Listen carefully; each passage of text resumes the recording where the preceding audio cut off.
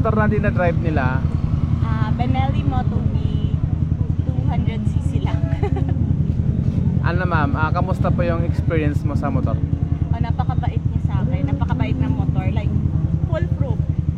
Walang mahirap. Hindi siya complicated. Sakay ka, start mo, change ka ng gear. Yun ma'am sa gear. Di ba ma'am walang gear indicator yon? Hindi ka ba nahihirapan? Hindi.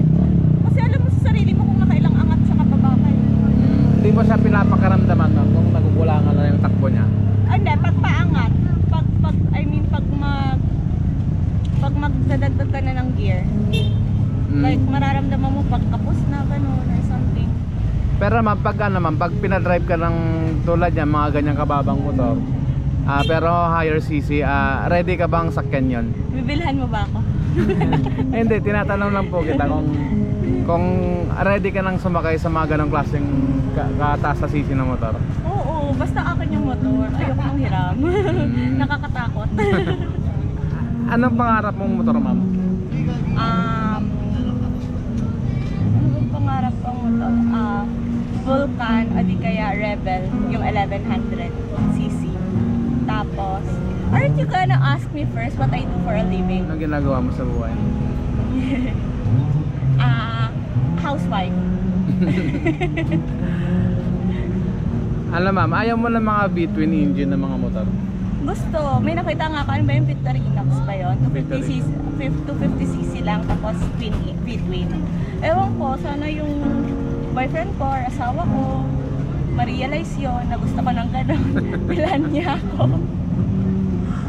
Ano na po ma'am yung pinakamalayo yung na-ride? Kape moto. Saan po yung kape moto na yan ma'am? Sa Tagaytay. Wow, nakapagtagaytay na pala kayo ma'am eh. Oo. Malamig dun ma'am? Depende. Makapal yung jacket ko eh.